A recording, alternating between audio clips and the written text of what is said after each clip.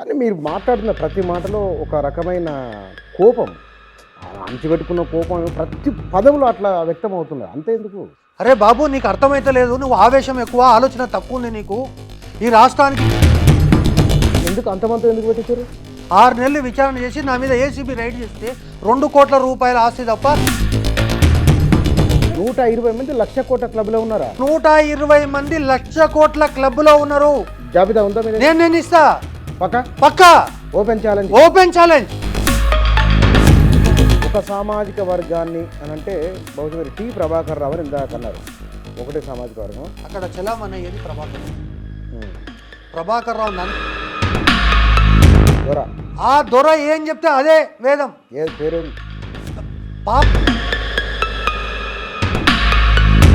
ఈ రాష్ట్రంలో కనిపించని 4వ సింహాన్ని బ్రోకర్ అంటారు. వాళ్ళు ఇంకా మారలేదని ఎట్లా జడ్జి చేయగలుగుతున్నారు? ఎట్లా మాట్లాడగలుగుతున్నారు? నా కుటుంబం ఏదైనా తప్పు చేసినా జైలుకు పంపుతా తప్ప నేను వాళ్ళని వెనక వేసుకురాను అని చెప్పి ఇది దొరనే కదా. వాచ్మేడం అంటే అదే ఇప్పుడు 20 లక్షల వాచ్ చర్చ భాషలో మాట్లాడు. డైరెక్ట్ చెప్పరా మీరు? కల్వకుంట్ల కవిత గారండి. కల్వకుంట్ల ఎన్నికలను మేనేజ్ చేసింది ఐఏఎస్లే. అధికార యంత్రాంగం ఉన్నది. ఈ అధికార యంత్రాంగం పైన కూడా ఈ ప్రభుత్వం చర్యలు తీసుకుంటుంది. ఇంటికి పంపుడు కాదు, పని చేయాలి కదా. జైలు పంపుతారా? రాజశేఖర రెడ్డి ప్రభుత్వంలోనే అనేక అక్రమాలు జరిగినాయని శ్రీలక్ష్మి అనేటటువంటి ఒక ఐఏఎస్ అధికారి జైల్లో. నమస్తే.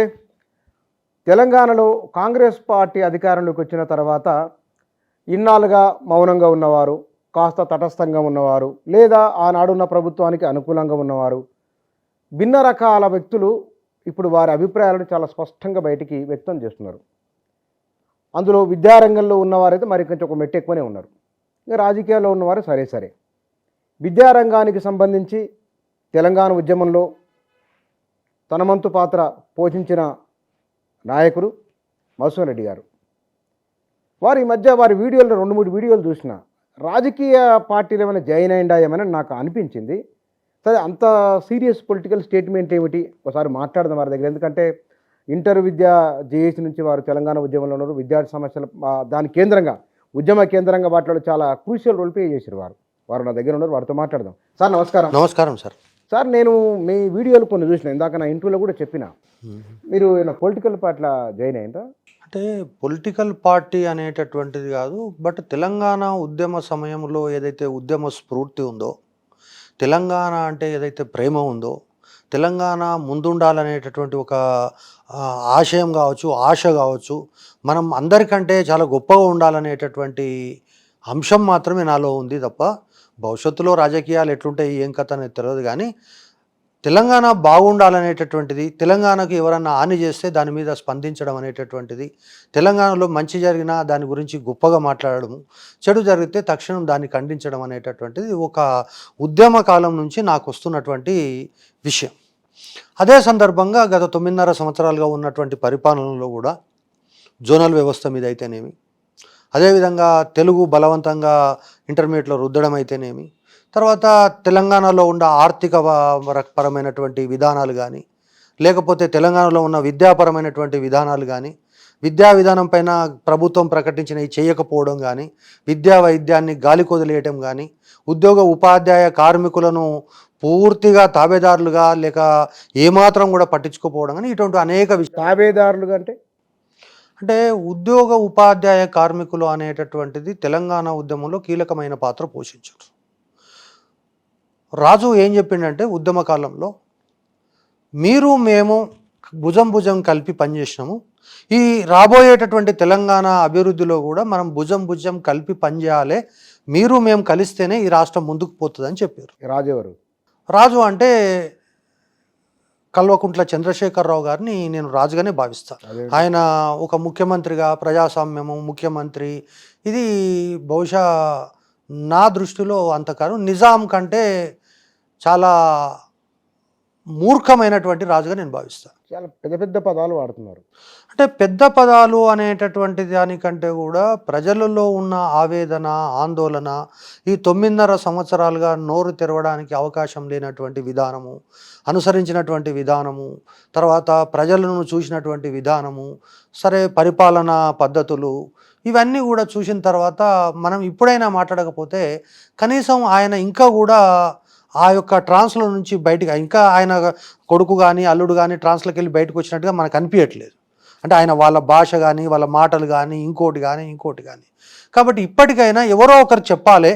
సరే రాజకీయ నాయకులు చెప్తున్నారు కానీ వాళ్ళకు ఇన్ని విషయాల మీద అవగాహన లేకపోవచ్చు, ఏదో పొలిటికల్ స్టేట్మెంట్స్ ఇవ్వచ్చు. కానీ ఒక క్రమ పద్ధతిలో ఆ 9.5 సంవత్సరాల పరిపాలనను దగ్గర నుంచి చూసిన వ్యక్తిగా, విశ్లేషించినటువంటి వ్యక్తిగా, ఆర్థిక శాస్త్ర విద్యార్థిగా లేదా సామాజిక శాస్త్రాల పట్ల అధ్యయనం ఉన్నటువంటి వ్యక్తిగా, అదేవిధంగా మీలాంటి జర్నలిస్టులతో సత్సంబంధాలు ఉన్నటువంటి వ్యక్తిగా ఆ 9.5 సంవత్సరాల యొక్క చీకటి రోజులను కనీసం మనం ఆవిష్కరించకపోతే, కనీసం వాళ్ళు ఇప్పటికీ కూడా మేము చాలా గొప్పగా చేసినాం అనేటటువంటి విషయంలోనే అదే దాంట్లో మైకంలో ఉండే అవకాశం ఉంటుంది. వాళ్ళ కళ్ళు తెరిపిద్దాం అనేటటువంటిది నా యొక్క ప్రయత్నం. చీకటి రోజులని, తావేదారులని, అంటే మీతో వాళ్ళతో మీరు బాగున్నప్పుడు ఏ సమస్య లేదు. బహుశా మీరేమన్నా అంటే ఏమనుకోకండి, అంటే మీరేమన్నా పైరేవులు తీసుకొని పోతున్నావు, లేకపోతే కనుక మీరేమన్నా కాంట్రాక్ట్లు అడుగుతున్నా ఇవ్వలేదా? ఎందుకు ఇంత కోపం? అవేమైనా జరిగినాయి గతంలో? అంటే ఇక్కడ తెలంగాణ రాష్ట్రంలో ఒక విషయం మీరు స్పష్టంగా గుర్తుపెట్టుకోవాలి. అప్లికేషన్ పట్టుకపోవడానికే దిక్కు లేనప్పుడు, నీ యొక్క అర్జీ తీసుకొని ప్రగతి భవన్లోకి పోయి ముఖ్యమంత్రిని కలిసే అవకాశం లేనప్పుడు, కాంట్రాక్టులు లేక పెద్ద పెద్ద విషయాలు మీరు ఏవైతే చెప్తున్నారో అది రాష్ట్రంలో అధికారం చెలాయించి మంత్రులుగా ఉన్నవాళ్ళు, ఎమ్మెల్యేలుగా ఉన్న వాళ్ళకే దిక్కులేనటువంటి పరిస్థితి. మనలాంటి వాళ్ళను ఆ ప్రగతి భవన్ చుట్టుపక్కల పొలిమేరలకు కూడా రానియనటువంటి పరిస్థితి. అవి ఎవరికి కూడా అనుమానం లేదు.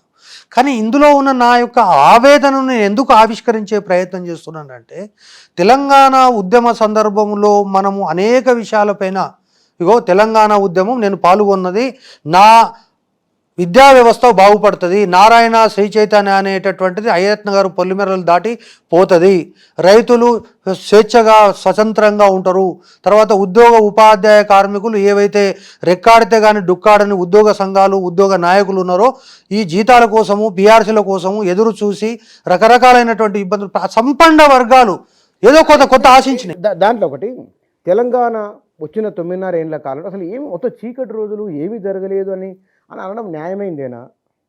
అంటే ఒకటి నేను చాలా స్పష్టంగా మీకు చెప్తున్నా, 9.5 సంవత్సరాలలో నీళ్లు, నిధులు, నియామకాలు అనేటటువంటి అంశం పైన కానీ, లేదా కాళేశ్వరం అనేటటువంటి ఒక ప్రాజెక్టు ప్రపంచంలోనే, ఆసియాఖండంలోనే చాలా ఎత్తైన నీటి నుంచి అసలు శివుడు ఒక భగీరథుడు లేకపోతే ఇంకోటి ఎందుకంటే ఇక్కడ తెలంగాణ రాష్ట్రంలో స్పష్టంగా మనం అర్థం చేసుకోవాల్సింది, ఇది ఒక కేసీఆర్ మోడల్. దీన్ని తెలంగాణ మోడల్ అని తెలియని వాళ్ళు అంటారు కానీ ఓన్లీ కేసీఆర్ మోడల్ కానీ మనం చూడాలి. అది డైనింగ్ టేబుల్ గురించి మాట్లాడినా, లేదా మోండా మార్కెట్ గురించి మాట్లాడినా, లేకపోతే విద్యా వ్యవస్థ గురించి మాట్లాడినా, నా మనమడు, మా ఎల్లయ్య మనమడు ఒకే దగ్గర చదవాలని ఆయన చెప్పిన విషయమైనా, లేదా నా చెమట రక్తము దారపోసి కాళేశ్వరం కట్టిన ఆయన చెప్పినటువంటి విషయాలైనా, ఈ రాష్ట్రంలో ఉండేటటువంటి బుద్ధిజీవులు కానీ, ఈ రాష్ట్రంలో ఉండే ఇంజనీర్లు కానీ, ఉపాధ్యాయులు కానీ, విద్యావేత్తలు కానీ, లేదా చివరాఖరికి ఇంజనీర్లు కానీ ఎవ్వనికి కూడా నోరు తెరిచేటటువంటి అవకాశం లేనటువంటి పరిస్థితి. ఎవడు కనీసం సలహాదారులు కూడా, వాళ్ళ కారు బంగ్లా తప్పితే ఏ ఒక్క సలహాదారు కూడా ఈ రాష్ట్రంలో పనిచేయలేదు. ఈ రాష్ట్రంలో మంచి జరిగిందంటే కేసీఆర్, చెడు జరిగిందంటే కేసీఆర్. ఇక్కడ ఒక్క విషయం ఆగుదాం, మళ్ళీ ఎన్నికపోదాం మనము. ఒప్పదాం. ఈ 2.5 నెలలు 70-80 రోజులు కావస్తుంది. కాంగ్రెస్ రేవంత్ రెడ్డి పరిపాలన ఎట్లా ఉంది? ఇప్పుడు రేవంత్ రెడ్డి పరిపాలన ఎట్లా ఉంది దాన్ని విశ్లేషించడానికి 2 నెలల సమయం సరిపోతుందని నేను భావించట్లేదు. ఈరోజు తెలంగాణలో ఉన్నటువంటి ప్రజలు, వాళ్ళ ఉద్యోగులు కావచ్చు, ఉపాధ్యాయులు కావచ్చు, కార్మికులు కావచ్చు, రైతులు కావచ్చు, ఎవరైనా కావచ్చు, చివరాఖరికి రాష్ట్రంలో ఉన్నటువంటి లక్షలాది మంది ప్రజాప్రతినిధులు కావచ్చు, సర్పంచ్ దగ్గర నుంచి మొదలుకొని డిప్యూటీ సీఎం వరకు అందరూ కూడా ప్రజాస్వామ్యాన్ని నిండుగా ఆస్వాదిస్తున్నటువంటి మాట వాస్తవం. దాంట్లో కల్వకుంట్ల కుటుంబం కూడా ఉండడం వాస్తవం. అదేమిటి వాళ్ళని కలిపి? అంటే వాళ్ళు కూడా ఒకరికి ఒకరు ఫోన్లో మాట్లాడుకోవడానికి లేనటువంటి పరిస్థితి కదా. వాట్సాప్ తప్ప ఈ రాష్ట్రంలో 9.5 సంవత్సరాలు ఏం నడవలేదు కదా. నీ భార్యతోటి నువ్వు ఫోన్ మాట్లాడడానికి ఇబ్బంది కదా. మరి ఆ విషయం ఈరోజు ప్రజలు ఎంజాయ్ చేస్తున్నారు కదా, నోరు ఎత్తుతున్నారు కదా, గొంతులు ఎత్తుతున్నారు కదా. మీరు స్టార్టింగ్లోనే చెప్పారు, మెల్లమెల్లగా గొంతులు ఎత్తిన వాళ్ళు, నోరు మూసుకున్న వాళ్ళు. అదే అందుకే అక్కడికే వస్తున్నాను నేను. ఆంధ్రజ్యోతి పత్రికలో మీద ఒక వ్యాసం వచ్చింది. అవును, వ్యాసం వచ్చింది గుర్తుందా? ఉంది 100%. అంటే మీరు కొద్ది రోజుల వ్యవధిలోనే ఓ రకంగా, మళ్ళీ గంటలు గడవకుందే మళ్ళీ మరో రకంగా జరిగింది. మీకు గుర్తు చేసి ఫ్లాగ్ బ్యాక్ కొంచెం, మీరు ప్రభుత్వాన్ని విమర్శించడము ఇంటర్మీడియట్ ఇష్యూ జరిగినప్పుడు, ఆ తర్వాత మళ్ళీ ఏమైందో కానీ మీరు మళ్ళీ ప్రభుత్వానికి అనుకూలంగా రాసింది. ఎందుకు రాసింది అట్లా? నేను ఒక విషయం మీకు స్పష్టంగా చెప్తాను. నేను 2018 ఇంటర్మీడియట్ పబ్లిక్ పరీక్షలకు సంబంధించి ఏమాత్రము అవగాహన లేని, అనుభవం లేని ఒక సంస్థకి ఇవ్వడం, డిసెంబర్ 13న కేసీఆర్ యొక్క కార్యాలయంలో ఉండే అధికారులకే చాలా స్పష్టంగా చెప్పిన, ఇది సంక్షోభానికి దారితీస్తుంది, ప్రభుత్వానికి మచ్చ తెస్తుంది, ఇది మీరు చాలా ఘోరమైనటువంటి పరిస్థితులు అని చెప్పేసి, వాళ్ళ భాషలో అర్థమవుతుందో కాదో అని చెప్పి ఇంటర్మీడియట్ బోర్డు మీద ముందు 8 రోజులు కర్ఫ్యూ పెట్టాల్సిన పరిస్థితి వస్తుంది, మీరు సర్దుకోండి అని చెప్పిన ముందే. అది డిసెంబర్ 13, నేను స్పష్టంగా చెప్తున్నా, డిసెంబర్ 13, 2018. ఏప్రిల్ 18కి విస్ఫోటనం జరిగింది. దాంట్లో ఏం పరిణామాలు వచ్చినాయో మీరు చూసారు.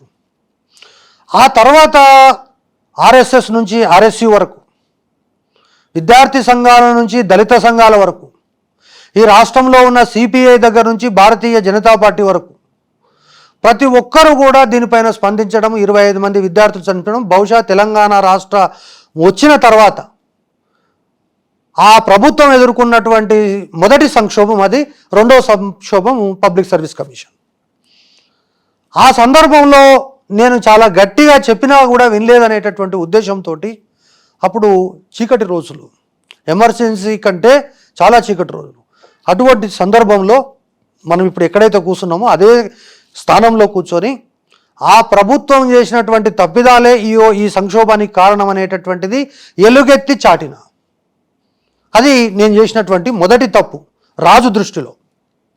ఇక ఆ పరిణామాలన్నీ ఎక్కడో పోయినాయి అంటే, నేను మీకు చెప్తా విధి ఎంత బలీయమైనదంటే, ఈ యొక్క ఇంటర్మీడియట్ సంక్షోభాన్ని నీటిలో కలిపి గోదావరిలో కొట్టుకుపోవడానికి కూడా రాజు ప్రయత్నం చేసిండు. అంటే ఆ రాజు చేసినటువంటి ప్రయత్నం అనేటటువంటిది ఏంటి అంటే, ఇంటర్మీడియట్ సంక్షోభం జరుగుతుంది, ఇంటర్మీడియట్ విద్యామండలి ముందర కర్ఫ్యూ పెట్టినరు, ఈ రాష్ట్రంలో ఉన్నటువంటి ఒక ఉన్నతాధికారిని కాళేశ్వరం ప్రాజెక్టుకు పంపి, కాళేశ్వరం బాహుబలి పంపు అనేటటువంటి ఒక పెద్దదాన్ని ఓపెన్ చేయించి స్పితా స్వబర్వాల్ గారి చేత ఓపెన్ చేయించడం జరిగింది.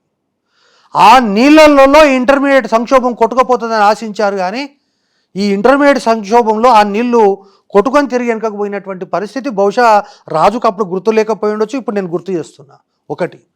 సో అదేవిధంగా ఈ రాష్ట్రంలో ఉన్నటువంటి పరిపాలనా విధానం అనేటటువంటిది, నేను నిన్ననో మొన్ననో ఒక సీరియస్గా ఒక కామెంట్ చేసిన. I want to repeat again. 2014లో ఒకవేళ తెలంగాణ రాగానే పూలందేవి లాంటి బందిపోటు దొంగలకు ఈ తెలంగాణ రాష్ట్రం మొత్తము యావత్తు కూడా అప్పచెప్తే, ఈరోజు 2023 డిసెంబర్ 7వ తారీఖున రేవంత్ రెడ్డికి అప్పచెప్తే కూడా ఇంత విధ్వంసం అయి ఉండేది కాదు అనేది నా యొక్క విశ్లేషణ. రెండవ ఉదాహరణ, 2వ ప్రపంచ యుద్ధంలో హీరోషిమా నాగసాకి పైన అణుబాంబులతో దాడి చేసి విధ్వంసమైనటువంటి జపాన్ రాష్ట్రం కూడా, దేశం కూడా ఇంత విధ్వంసానికి గురి అయి ఉండదు అనేటటువంటిది ఈరోజు జపాన్ నంబర్ 1గా ఉంది అంటే దానికి కారణం వాళ్ళ యొక్క శక్తి సామర్థ్యాలు. ఇంకోటి, అంతటి విధ్వంసం తెలంగాణలో జరిగిందనేటటువంటిది 4 కోట్ల మంది ప్రజలు నమ్ముతున్నారు. దాన్ని నేను ఆవిష్కరిస్తున్నా, అంతే నేను చెప్తున్నటువంటిది. రెండు చిన్నది ఒక అంశం ఇక్కడ, పోలిక అణుబాంబుతో పోల్చడం అనేది పూర్తి వినాశనం. అది మరి అంత తీవ్రమైన పోలిక ఏమిటో మరి చూద్దాం. ఒకటి, 2, పూలందేవి అనేది విక్టిమ్. ఆమె బేసిక్గా విక్టిమ్ నుంచి ఆమె బందిపోటుగా మారింది.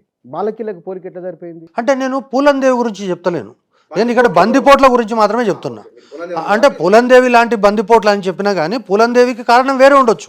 ఇప్పుడు నక్సలైట్లు పోయినరంటే వాళ్ళ కారణం వేరే ఉండొచ్చు, వాళ్ళ యొక్క సామాజికమైనటువంటి. నేను ఇక్కడ బందిపోట్లకు సంబంధించి చెప్తున్నా.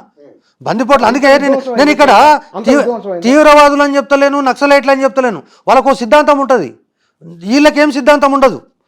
బందిపోట్లకు సిద్ధాంతం దొరికిన కాడికి దోచుకోవడమే వీళ్ళ సిద్ధాంతం. సో ఇక్కడ నేను ఎందుకు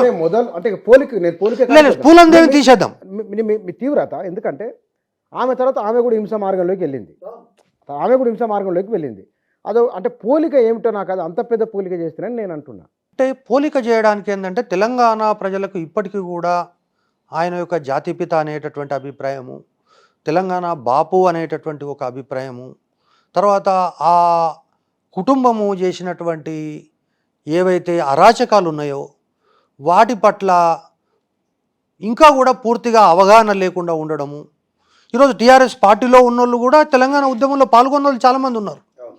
కానీ ఆయన కనిపించినటువంటి ఒక ముఖం ఏదైతే ఉందో, నేను ఆయనను మళ్ళొక్కసారి నేను ఇంకొక రకంగా కూడా విశ్లేషించగలుగుతా.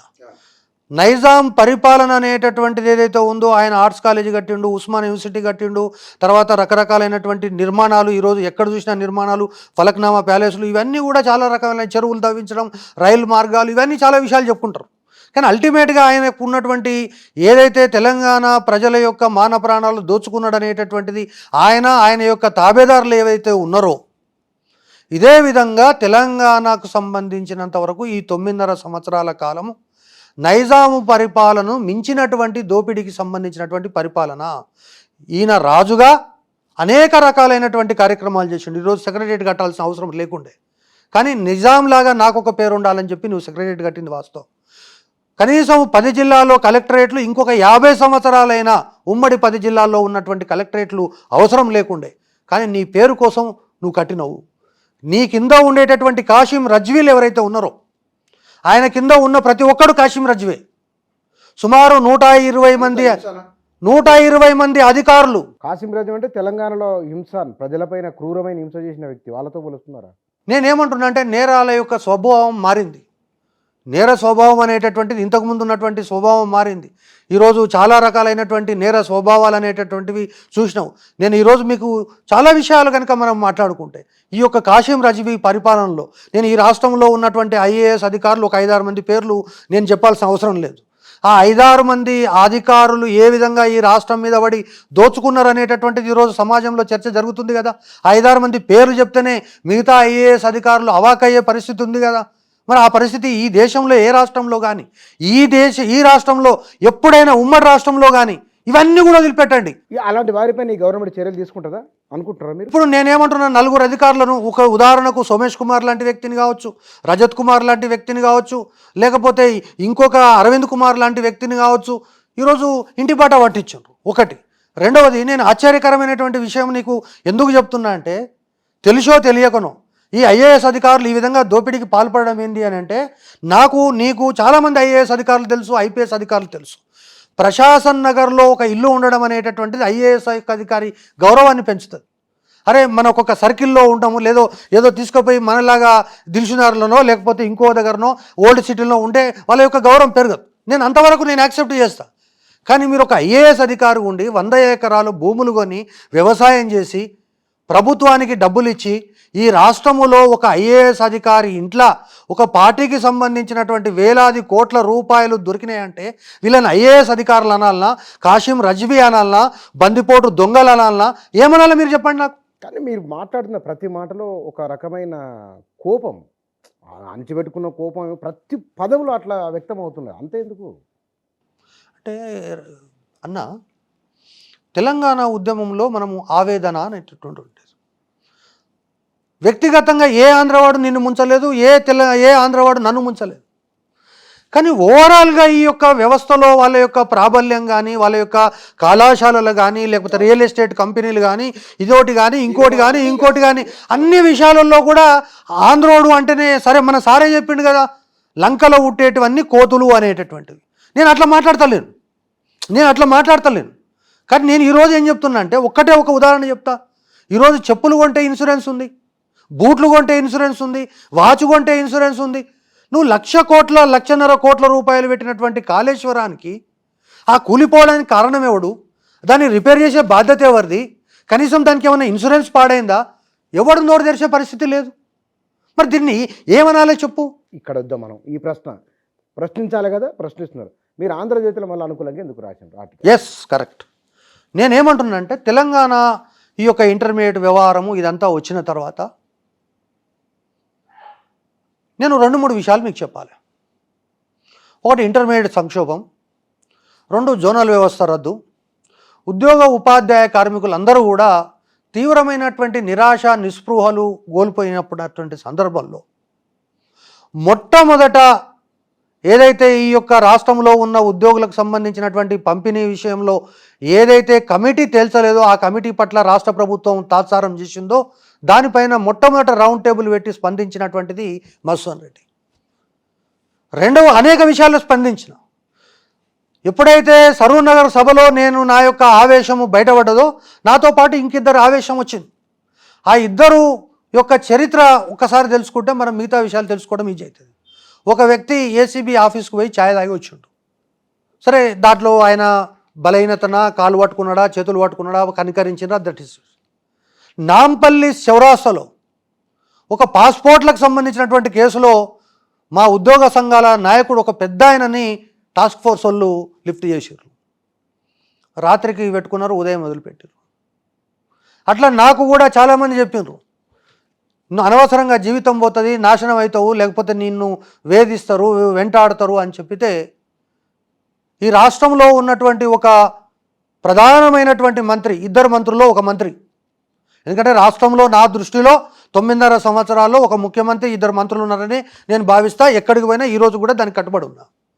ఆ ఇద్దరు మంత్రుల్లో ఒక మంత్రి నాకు చెప్పాడు, మేమేదో పొరపాటున మిస్ఫైర్ అయింది, మా యొక్క బుల్లెట్ అనేటటువంటిది లక్ష్యం నువ్వు కాదు, కానీ అది బుల్లెట్ ఫైర్ అయింది, అది చేయకుండా ఉండాల్సినటువంటి పని ఉద్యోగ ఉపాధ్యాయ కార్మికుల్లో అది ఒక రాంగ్ సంకేతం పోయింది, కాబట్టి దాన్ని మర్చిపోదాము, మనం కలిసి పనిచేద్దాము, సమస్యల పరిష్కారం కోసం కృషి చేద్దామంటే నేను సరెండర్ అయిన మాట వాస్తవము.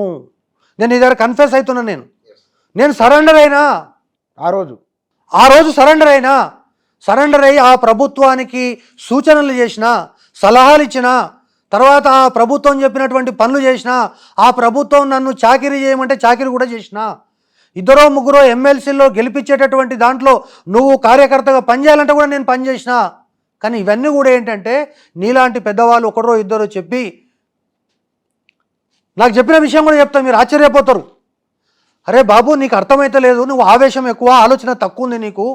ఈ రాష్ట్రానికి కేసీఆర్ ముఖ్యమంత్రి, కాబోయే ముఖ్యమంత్రి కేటీఆర్, ఆ తర్వాత కాబోయేటటువంటి ముఖ్యమంత్రి హిమాంశురావు.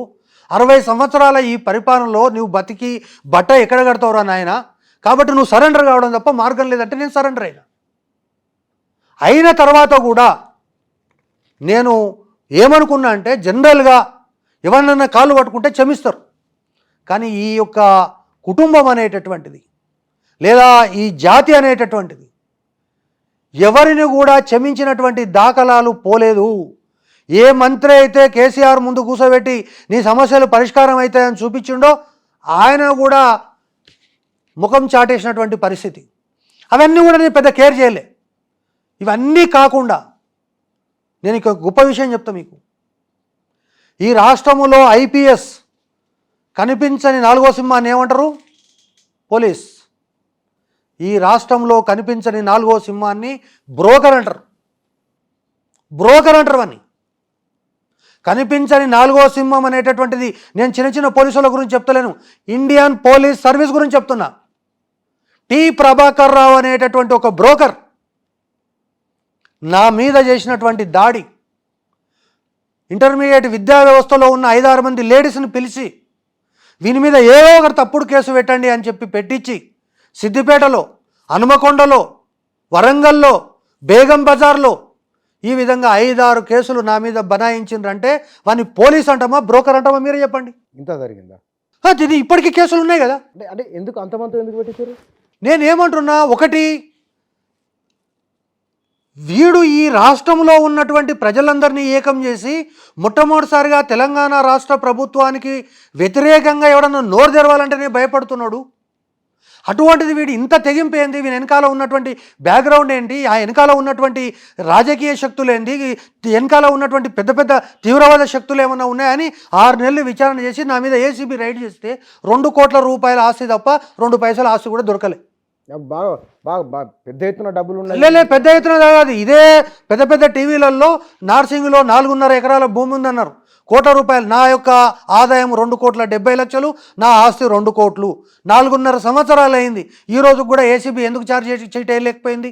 ఎందుకు మీరు విజిలెన్స్ కమిషన్ కన్విన్స్ చేసి నా మీద క్రిమినల్ కేసు పెట్టలేకపోయినరు? ఎందుకు చేతులెత్తేసింది ప్రభుత్వం? ఇదంతా కూడా బోగస్ కేసు అనేటటువంటిది ఆ వచ్చినటువంటి ఏసీబీ అధికారులు చెప్పారు, sir it is a planted case. మాకు కూడా చాలా బాధ అనిపిస్తుంది మిమ్మల్ని చేస్తుంటే. ఉద్యోగ ఉపాధ్యాయ కార్మికులు అనేటటువంటి వాళ్ళు ఈ రాష్ట్రంలో ఉన్నటువంటి ఒక మంత్రి నాకు చెప్పినటువంటి విషయం మీకు చెప్తా, ఐఎమ్ ఆన్ రికార్డ్ చెప్తున్నా నీకు. నీపైన దాడి అనేటటువంటిది కేవలం నీపైన దాడిగా భావించకు. ఈ రాష్ట్రంలో ప్రజాస్వామికంగా మాట్లాడేటటువంటి వ్యక్తులు శక్తులకు, ముఖ్యంగా ఉద్యోగ ఉపాధ్యాయ కార్మికులు ఎవరైతే గొంతెత్తి మాకు డిఏ కావాలంటారో, పిఆర్సీ కావాలంటారో, అటువంటి వ్యక్తి మళ్ళా గొంతు ఎత్తకుండా నీది ఒక ఉదాహరణగా చూపించాలనుకుంటున్నాము. అందుకే పాత సినిమాలో చెప్తారు, చావు అనేటటువంటిది చాలా భయంకరంగా ఉండాలి, ఆ చావును చూసి మళ్ళీ ఎవడు కూడా మన వైపు కన్నెత్తి చూడకూడదు అనేటటువంటి డైలాగ్ ఏదైతే ఉన్నదో ఆ డైలాగును ఇంప్లిమెంట్ చేసినటువంటి ఘనత ఈ రాష్ట్రంలో ఉన్నటువంటి యువరాజుది, చలామనేటువంటి యువరాజుది.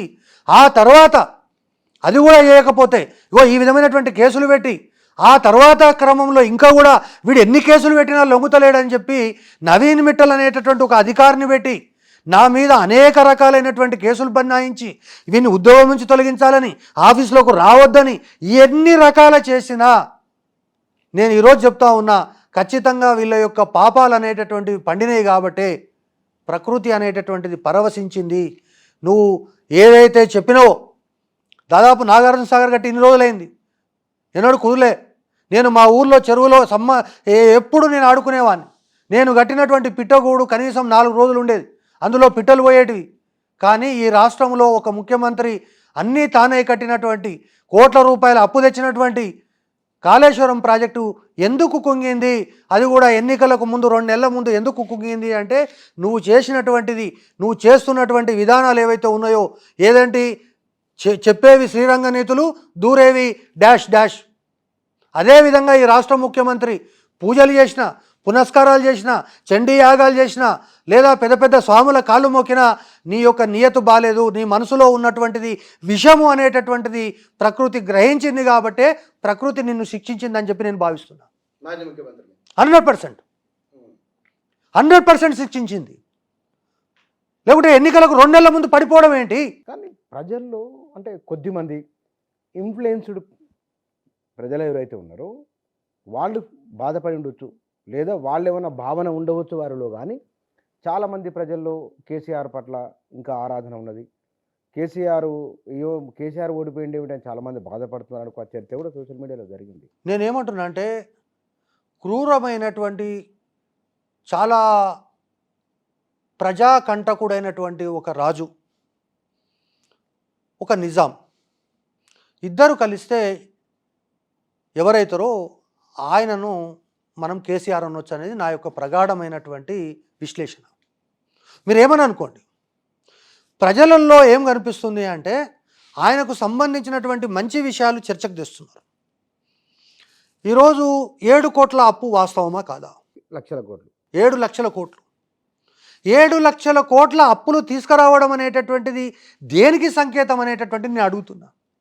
ఈరోజు హైదరాబాదు నగరం ఉంది కాబట్టి, పక్కన ఉన్న ఆంధ్రప్రదేశ్ రాష్ట్రం అనేటటువంటిది కుక్కలు చింపిన విస్తరైంది కాబట్టి, రాజధాని లేని అనాథ అయింది కాబట్టి, ఈ హైదరాబాదు నగరంలో ఉండేటటువంటి కంపెనీల నుంచి కోకొకలుగా ఆదాయం వస్తుంది కాబట్టి నువ్వు చెప్తున్నటువంటి 3,17,000 తలసరి ఆదాయం నువ్వు చూపించగలుగుతున్నావు. బుచ్చన్న, ఇక్కడి నుంచి 20 కిలోమీటర్ల దూరంలోనే వికారాబాద్ జిల్లా ఉంటుంది. వికారాబాద్ జిల్లా యొక్క తలసరి ఆదాయం 1,50,000. దగ్గరనే ఉంది కదా, ఎందుకు రాలేదు? ఈరోజు నేను చెప్తున్నా, నీవు నీళ్లు, నిధులు, నియామకాలు, నీళ్లు అనేటటువంటివి ఎవరైనా మెడకాయ మీద తలకాయ ఉన్నవాడు గోదావరిలో దోపిడీ జరిగే అవకాశం లేదు. కృష్ణా డెల్టా దోపిడీకి గురి అయ్యే అవకాశం ఉంది. కృష్ణా డెల్టా ఎవరైనా సరే కృష్ణా నీళ్ళ మీద ఉన్నది. కృష్ణా నీళ్లను ఎట్లా ఒడిసి పట్టుకోవాలనేటటువంటి ఆలోచన చేయకుండా దక్షిణ తెలంగాణను మొత్తం గంగలో ముంచి పైసలు వచ్చేటటువంటి కాళేశ్వరం కట్టింది వాస్తవమా కాదా? నంబర్ 1. రెండవది, ఈరోజు కృష్ణా నీళ్ళపైన ముసలి కన్నీరు కాస్తున్న నువ్వు ఈ 9.5 సంవత్సరాల్లో కృష్ణా నది జలాల కోసం నువ్వు చేసినటువంటి చర్యలేంటి? నంబర్ 1. నంబర్ 2, నిధులకు సంబంధించి ఈరోజు నిధులు అనేటటువంటివి ఏ విధంగా దోపిడీకి గురి అయినాయి. ఈరోజు సంక్షేమ హాస్టళ్ళు ఈ రాష్ట్రంలో 10,000 గురుకులాలు పెట్టినారు. ఒక్క గురుకులానికైనా నువ్వు కనీసం పర్మనెంట్ బిల్డింగ్ కట్టినదేమో అడుగు. అన్నీ కూడా కిరాయి కొంపల్లో ఇంజనీరింగ్ కళాశాలలో నడుస్తున్నాయి. రాష్ట్రంలో విద్యార్థులకు టాయిలెట్ కట్టలే రాష్ట్రానికి హైకోర్టుకు పోతే తప్ప రాష్ట్రంలో విద్యార్థులకు హైకోర్టు తనే చెప్పిండు విద్యా వైద్యం నేను గాలికి వదిలేసినాను. ఇవే కాకుండా నేను ఈరోజు స్పష్టంగా మీకు చెప్తున్నా, ఎవరైతే వీళ్ళ యొక్క తాబేదారులు ఉన్నారో 120 మంది, దీంట్లో ఐఏఎస్లు ఐపీఎస్ల గురించి నేను మాట్లాడతలేను, వీళ్ళ తాబేదారులైనటువంటి అంటే వీళ్ళ కుటుంబ సభ్యులకు దగ్గరగా ఉండేటటువంటి కుటుంబ సభ్యులలో కిచెన్ క్యాబినెట్లో ఎప్పటికప్పుడు సమావేశమయ్యేటటువంటి ఉద్యోగ సంఘ నాయకులు కావచ్చు, లేదా పిఏలు పిఎస్గా చలామణైనటువంటి అనేక మంది వ్యక్తులు కావచ్చు. సుమారు 120 మంది 1,00,000 కోట్ల క్లబ్లో ఉన్నారు. ఇది చాలా సీరియస్ మాట. 120 మంది 1,00,000 కోట్ల క్లబ్లో ఉన్నారా? నేను 120 మంది 1,00,000 కోట్ల క్లబ్లో ఉన్నారు. జాబితా ఉందా? నేను ఇస్తా పక్కా. Open challenge. 120 నేను ఏమంటారు, దాంట్లో ఐఏఎస్లను కలుపుతలేను, ఐపీఎస్లను కలుపుతలేను. ఓన్లీ మంత్రుల దగ్గర ఉన్న పిఏలు పిఎస్లు వీళ్ళ యొక్క బినామీ దందాలు చూసేటటువంటి కార్లు ఒక దందా. ఈ రాష్ట్రంలో హైదరాబాదు నగరంలో స్కూటర్ పార్కింగ్ ఒక దందా, ఇసుక ఒకడు అమ్ముకున్నాడు, కంకర ఒకడు అమ్ముకున్నాడు, సిమెంట్ ఒకడు అమ్ముకున్నాడు, పైపులు ఒకడు అమ్ముకున్నాడు. అమ్ముకోనటువంటి విషయం లేదు ఈ రాష్ట్రంలో. రియల్ ఎస్టేట్ అనేటటువంటి దాంట్లో సుమారు 50 మంది వీళ్ళ బినామీలు చలామణి రాష్ట్రంలో ఉన్నటువంటి భూములన్నీ కొల్లగొట్టినరు. ఇది వాస్తవము. ఎన్నికలకు ముందు 2 నెలల ముందు 20,000 ఎకరాల భూమిని హైదరాబాద్ చుట్టుపక్కల ఉన్నటువంటి భూములను అన్యాక్రాంతం చేసిండ్రు.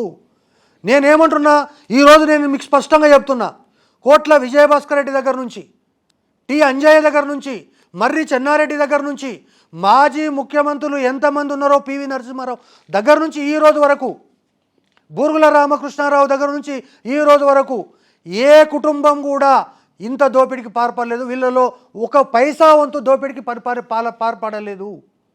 రాష్ట్రాన్ని మొత్తం దోచుకున్నటువంటి కుటుంబం ఇది, దోపిడికి పాల్పడ్డటువంటి కుటుంబం ఇది. ఒక సామాజిక వర్గాన్ని అన్ని రంగాల్లో ఉన్నతంగా తీర్చిదిద్దడానికి ప్రయత్నం చేసినటువంటి కుటుంబం ఇది. ఇప్పుడు నాకు చిన్నది ఒక డౌట్ ఇక్కడ. ఒక సామాజిక వర్గాన్ని అని అంటే బహుశా మీరు టి ప్రభాకర్ రావు అని ఇందాక అన్నారు, ఒకటే సామాజిక వర్గం. టి ప్రభాకర్ రావు లాంటి వ్యక్తులు అనేక మంది ఉన్నారు. నేనేమంటున్నా, సామాజిక వర్గం అంటే ముఖ్యమంత్రి ఒక సామాజిక వర్గం, మీద సామాజిక వర్గం, అట్లా కూడా క్వశ్చన్ వస్తుంది వెంటనే. అన్నగారు మీరు ఇంకా కూడా ఇన్నోసెన్స్గా ఉన్నారేమో అనిపించింది, అంటే అమాయకంగా ఉన్నారేమో అనిపించింది. అంటే మీరు దగ్గరలో సహజంగానే కొంత అమాయకత్వం ఉంటుంది, సహజంగానే సమాజం మీద కొంత ప్రేమ ఉంటుంది అనుకున్నా, కానీ అమాయకత్వం ఇంత స్థాయిలో ఉంటుందని నేను అనుకోలేదు. పోలీసుల పేరుకే మహేందర్ రెడ్డి డీజీపీ, అక్కడ చలామణి అయ్యేది ప్రభాకర్ రావు. ప్రభాకర్ రావు నంది అంటే నంది, పంది అంటే పంది. ఇది వాస్తవం కాదా అనేటటువంటిది రాష్ట్రంలో ఉన్న పోలీసులను అడగండి.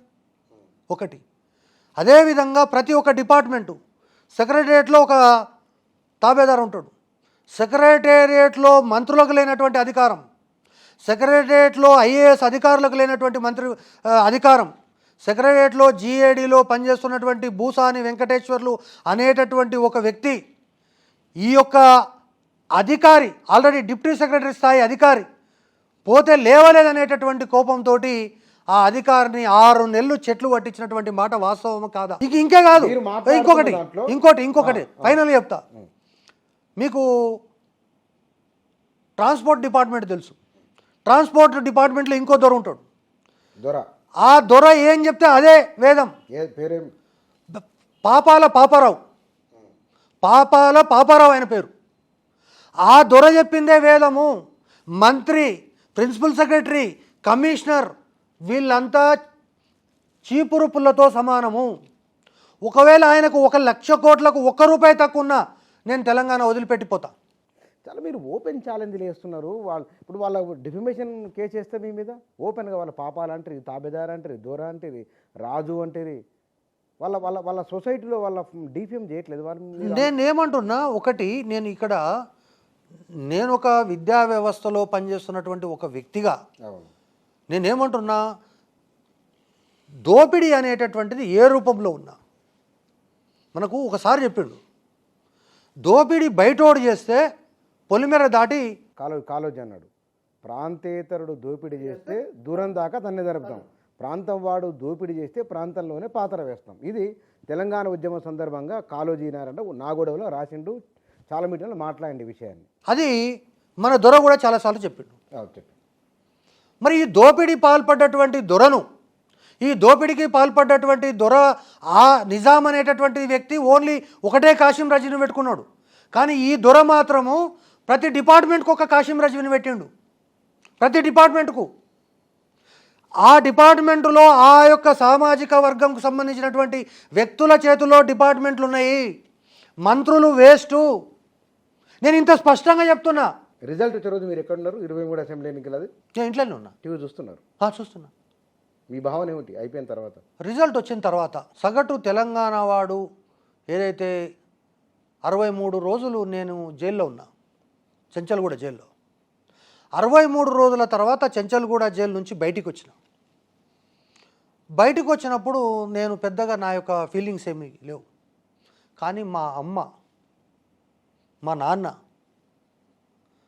ఎట్లయితే సంతోషంగా ఆనంద బాష్పాలు రాల్చిండ్రో, ఈ తెలంగాణలో ఉన్న 4 కోట్ల ప్రజలు కూడా ఈ ప్రభుత్వం పోయింది. బహుశా నేను ఇంకా కూడా ఒక అడుగు ముందుకే చెప్తున్నా, కాశీం రజ్వీ అనేటోడు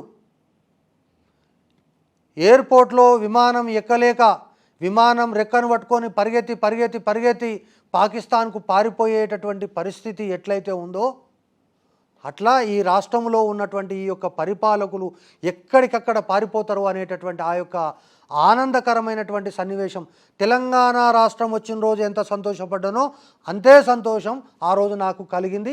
ఆన్ రికార్డ్ నేను మీకు చెప్తాను. బహుశా మీరు ఎవరితో షేర్ చేసుకుంటారు ఒక ఆనందాన్ని, బహుశా అనుకుంటున్నాను. ఎందుకంటే మీరు ఇంత మాట్లాడుతున్నారు కదా, 2 అక్షరాల్లో చెప్పాలంటే కసి. మీ మాటల్లో ప్రతి పదంలో కసి కనబడుతున్నారు. అంటే ఇంగ్లీషులో రివెంజ్, తెలుగులో ప్రతీకారం. నేను చాలా చిన్నవాడిని. పేదవాడి కోపం పెదవికి చేటు అంటారు. కానీ ఈ రాష్ట్రంలో నాలాంటి వ్యక్తులు ఆవేదనలు ఉన్నారు. వాళ్ళకు భాష లేకపోవచ్చు, భావాన్ని వ్యక్తీకరించేటటువంటి అవకాశం లేకపోవచ్చు, లేకపోతే చెప్తే ఇంకా 6 నెలలనే మళ్ళీ మా ప్రభుత్వం వస్తా అంటున్నారు కాబట్టి మళ్ళా వస్తే ఎట్లా. నాకు కూడా కొంతమంది ఫోన్లు చేస్తుండ్రు, రేపు మళ్ళా ఆ ప్రభుత్వం వస్తే ఎట్లా అని. నేను ఈరోజు మీకు స్పష్టంగా చెప్తున్నా, నేను ఒక రాజకీయపరమైనటువంటి వ్యాఖ్యలు చేయడానికి కానీ, ఒక ప్రభుత్వ ఉద్యోగిగా పరిధి దాటి మాట్లాడడానికి కానీ నేను ఈరోజు మీకు చెప్తున్నా, ఒకవేళ 2023 ఎన్నికలలో మళ్ళీ ఇదే ప్రభుత్వం వస్తే ఈ రాష్ట్రంలో ఎన్కౌంటర్లు ప్రారంభమయ్యేది. ఆ ఎన్కౌంటర్లలో మధుసూదన్ రెడ్డి అనేటోడు కూడా ఒకటి ఉండేవాడు అనేటటువంటిది పూర్తిగా నేను విశ్వసించిన తర్వాతనే, ఇక పోతే ఈ ప్రభుత్వం పోతే మనం బతుకుతాము, ఈ ప్రభుత్వం పోకపోతే మనం చస్తాం అనేటటువంటి ఒక పూర్తి స్థాయిలో ఒక నిర్ణయానికి వచ్చిన తర్వాతనే, ఎన్నికలకు ముందే నా యొక్క అభిప్రాయాలు స్పష్టంగా ప్రజలందరికీ చెప్పిన. రిటర్న్ గిఫ్ట్ ఇస్తారు మీకు అని చెప్పిన. ఎన్నికలకు 1 నెల ముందే ఈ రాష్ట్రంలో ఉన్న ఉద్యోగ ఉపాధ్యాయ కార్మికులు ప్రజలు మీరు పెట్టినటువంటి ఇబ్బందులకు 30వ తారీఖున మీకు భారీ స్థాయిలో రిటర్న్ గిఫ్ట్ ఇవ్వబోతున్నారు చూడండి అని చెప్పిన. నేను చాలా తీవ్రంగా, బహుశా మీరు పడిన ఇబ్బందులు అయి ఉండవచ్చు, వారి కారణంగా మానసిక సంక్షోభం కూడా కనబడుతున్నది. చాలా తీవ్రమైన వ్యక్తీకరణ ఉంది మీ మాటల్లో, చాలా తీవ్రమైన వేదనగానే వస్తున్నది. ఈ వేదనను ప్రత్యక్షంగా పరోక్షంగా కూడా ఇనలేదు వాళ్ళైతే. నాది ఆవేదన మాత్రమే. నా కసి ఏం లాభం అవుతుంది? పేదవాడి యొక్క పెదవిచ్చారు అంతే దాటు. కానీ నా ఆవేదన అనేటటువంటిది ఈ రాష్ట్రంలో ఉన్నటువంటి లక్షలాది మంది ప్రజలకు ఉంది. మీకు ఆ గుండె చప్పుడు అర్థం కాలేదు. మీరు ఇంకా కూడా ఆ ప్రగతి భవన్లో ఉండేటటువంటి అంగు ఆర్భాటాలను మాత్రమే చూసినారు. బయట పేదవాడు అనేటటువంటి వాడు ఇబ్బందులు పడుతున్నాడు అనేటటువంటిది మీకు చూడలేదు. తెలంగాణ కేసీఆర్ హృదయాన్ని ఎట్లా మీరు నాకు ఇప్పటికీ అర్థం కాదు. వాళ్ళకి ఇంకా దాంట్లోకి వెళ్ళి రాలేదని మీరే కాదు చాలామంది ఈ మాట అంటున్నారు. వాళ్ళు మారినరో లేదు, వాళ్ళతో మీరు డిస్కస్ చేసిన కూర్చొని మాట్లాడినరు ఏమైనా, లేకపోతే కనుక ఎందుకు ఓటమి జరిగిందో కారణాలు ఏమిటో వాళ్ళ మనసులో ఏం బాధపడుతున్నారో మీరు విన్నారా ఎవరైనా? వాళ్ళు ఇంకా మారలేదని ఎట్లా జడ్జ్ చేయగలుగుతున్నారు, ఎట్లా మాట్లాడగలుగుతున్నారు? మేము ప్రజల యొక్క ఆకాంక్షలను కొన్ని నెరవేర్చలేకపోయినాము. మేము ప్రజలు అప్ టు ఎక్స్పెక్టేషన్స్, వాళ్ళు ఎక్స్పెక్టేషన్స్ చాలా ఎక్కువ ఉన్నాయి, మేము అన్ని పనులు చేయలేకపోయినాము. మేము కాళేశ్వరం కట్టినాము, ఇంకో 4 ప్రాజెక్టులు కడతారనుకున్నారు కానీ మేము కట్టలేకపోయినాము. ఇవి కారణాలు కానే కాదు. ఎవరైతే గజ్జగట్టి తెలంగాణ ఉద్యమంలో చేతగాకపోయినా ఆకాశమంతా ఎత్తు ఎదిగినటువంటి వ్యక్తులను కూడా మీరు కాళ్ళకు చెప్పుల కంటే హీనంగా చూసినటువంటి గద్దర్ లాంటి వ్యక్తుల యొక్క ఆవేదన కావచ్చు. అరే మనము ఈ ముఖ్యమంత్రికి ఏ విషయంలోనైనా ఎప్పుడైనా అర్ధరాత్రి సలహా ఇవ్వచ్చు, చెప్పొచ్చు, సూచన చేయొచ్చు అనుకున్నటువంటి నాలాంటి వ్యక్తులు కానీ ఈ యొక్క మొత్తం వ్యవస్థనంతా కూడా, కాబట్టి వాళ్ళకి తెలుసు కారణం ఏంటి అనేది. ఈరోజు మీకు తెలియదు, నాకు తెలియదు. ఓటమి కారణము ఏంటి అని కనుక కూర్చుంటే ఆ కుటుంబం కూర్చొని నలుగురు కనుక మాట్లాడుకొని అది కూడా మనస్ఫూర్తిగా మాట్లాడుకుంటే కారణాలు అనేటటువంటివి ఖచ్చితంగా ఆ కుటుంబంలో ఉన్నటువంటి వ్యక్తులకు తెలుసు. బిచ్చన్న ఒక విషయం అడుగుతున్నాను, మీకు కూడా పిల్లలు ఉండొచ్చు, మీకు కూడా పిల్లలు స్కూల్కి పోతుండొచ్చు. ఎప్పుడన్నా స్కూల్లో ఏదో ఓపిక నశిస్తానో, హెల్త్ బాగాలేకపోతేనో, హెడేక్ వస్తానో మధ్యాహ్నం ఇంటికి రావచ్చు. ఏం రా హాఫ్ డే స్కూల్ ఎగ్గొట్టినవని అడుగుతారు. నేనేమంటున్నా, ఢిల్లీకి రాజైనా తల్లికి కొడుకే కదా, ఢిల్లీకి రాజైనా తల్లికి కొడుకే కదా. అరే నువ్వే మాట్లాడుతీవి, ఒకవేళ ఈ తెలంగాణ రాష్ట్రంలో నా కుటుంబం ఏదైనా తప్పు చేసినా జైలుకు పంపుతా తప్ప నేను వాళ్ళని వెనక వేసుకురాను అని చెప్పి ఇది దొరనే కదా మాట్లాడింది. ఈ బహుశా మాట వినింటారు కదా, మీరు విన్నారా వినలేదా? మాట చాలా అంటే చాలా విషయాలు విన్నారు కదా. మరి అటువంటిది ఈరోజు రియల్ ఎస్టేట్ వ్యాపారం చేయొచ్చు, ఫారిన్ కంట్రీలో పోయి ఇన్వెస్ట్మెంట్ చేయొచ్చు, లేదా గూగుల్ లాంటి ఒక ఐటీ కంపెనీ పెట్టవచ్చు. ప్రైవేటు విమానంలో దొంగచాటుగా పోయి సారా వ్యాపారము అంటే ఒక మహిళ సారా వ్యాపారం చేయొచ్చా? ఇది తెలంగాణ ప్రజలకు మనం ఏం సంకేతం పంపుతున్నాము? ఈరోజు తెలంగాణలో అరే నేనేమంటున్నా, నీ అల్లం నారాయణ ఎక్కడ పోయాడు, ఈతో కాటు కలిసి పనిచేసినటువంటి క్రాంతికరణ్ ఎక్కడ పోయాడు, పల్లె రవికుమార్ ఎక్కడ పోయాడు, గంటా చక్రపాణి ఎక్కడ పోయాడు, ఎవడు ఈ మాగుంట రాఘవరెడ్డి, ఎవడు ఈ మాగుంట కుటుంబము? అదే ఆంధ్ర పెట్టుబడిదారులతో కలిసి నువ్వు ఢిల్లీకి ప్రయాణం చేసిన వెంటనే తెలంగాణ ప్రజల్లో నుంచి నీ యొక్క హృదయంలో నీ యొక్క మాట పోయింది. నేనేమంటున్నా, ఎక్కడ ఏ లంబడి తండకన్నా పోయి అడుగుతాం ఈమెకి ఇట్లా చేసుడు కరెక్టా అని. అదే కనుక నువ్వు వేరే వ్యాపారం చేస్తే ఇంత వచ్చేది కాదు. కనీసం ఈ ముఖ్యమంత్రి ఎందుకు చెప్పలేకపోయాడు? ఈ రాష్ట్రంలో అనేక రకాలైనటువంటి మియాపూర్ భూముల కుంభకోణం కానీ, ఈ రాష్ట్రంలో ఉండేటటువంటి సినిమా యాక్టర్లకు సంబంధించి పెద్ద ఎత్తున డ్రగ్స్ కేసులు వచ్చినాయి, అవన్నీ ఎక్కడ మూసుకుపోయినాయో తెలియదు. ఈ రాష్ట్రంలో ఉన్నటువంటి కేసీఆర్ కుటుంబం పైన ఏ ఆరోపణ రాలేదు. అనేక రకాలైనటువంటి ఆరోపణలు, భూ కబ్జాలకు సంబంధించినటువంటి ఆరోపణలు వచ్చినాయి, తర్వాత సినిమా యాక్టర్లకు సంబంధించినటువంటి ఆరోపణలు వచ్చినాయి, దాంట్లో మొగోళ్ళ మీద ఆరోపణలు వచ్చినాయి, ఆడోళ్ళ మీద ఆరోపణలు వచ్చినాయి, ఇవన్నీ కూడా వచ్చినాయి కదా. గ్రామాల్లో మాట్లాడుకుంటున్నారు, కనీసం సెట్ చేసుకునేటటువంటి ప్రయత్నం మీరు ఎన్నడూ చేయలేదే.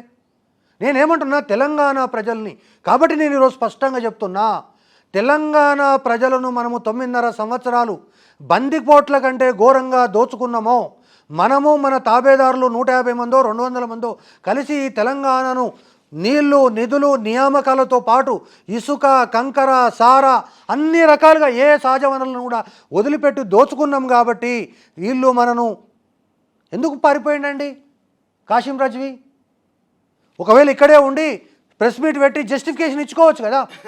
పాకిస్తాన్ ఇక్కడ జస్టిఫికేషన్ ఇచ్చినా ఆయనకి ఏం శిక్ష ఏం పడేది, చిన్న శిక్ష పడేది. పాకిస్తాన్ పోయిండు, చాలా అనామకంగా చనిపోయిండు ఆయన. నేనేమంటున్నా, ఈరోజు తెలంగాణలో కల్వకుంట్ల కుటుంబం యొక్క పరిపాలన కూడా, వాళ్ళ యొక్క పరిస్థితి కూడా, వాళ్ళు 9.5 సంవత్సరాలు ఈ రాష్ట్రంలో ఉన్న మంత్రుల పట్ల అనుసరించిన వైఖరి కానీ, ఎమ్మెల్యేల పట్ల అనుసరించిన వైఖరి కానీ, అధికారుల పట్ల అనుసరించిన వైఖరి కానీ, ప్రజల పట్ల అనుసరించినటువంటి వైఖరి కానీ ఈ రాష్ట్రంలో ఎన్నడూ కూడా లేదు. నేను ఈరోజు మీకు స్పష్టంగా చెప్తున్నా, దాదాపు ఈ రాష్ట్రంలో బీసీ సంక్షేమ సంఘం 60 సంవత్సరాలు, నేను చిన్నపిల్ల ఎల్కేజీలో ఉన్నప్పటి నుంచి బీసీ సంక్షేమ సంఘం ఉంది. ఇప్పుడు 2, 3 అయింది. ఈ రాష్ట్రంలో మందకృష్ణ మాదిగ అనేటటువంటిది ఒక సామాజిక న్యాయం కోసం పోరాడినటువంటి వ్యక్తి. ఆ యొక్క సంఘాన్ని రాజశేఖర రెడ్డి లాంటి వ్యక్తి కూడా దాన్ని చీల్చి చెండాడాలని ఎన్నాడు అనుకోలే. ఈరోజు ఎంఆర్పిఎస్ ఎన్ని ముక్కలైందో తెలియదు. ఈరోజు ఆదివాసులకు లంబాడీలకు మధ్యన పంచాయతీ, చెరువులు ముందున్నోనికి పంచాయతీ, చెరువు వెనుక ఉన్నోనికి పంచాయతీ, చెరువు కట్ట మీద ఉన్నోనికి పంచాయతీ.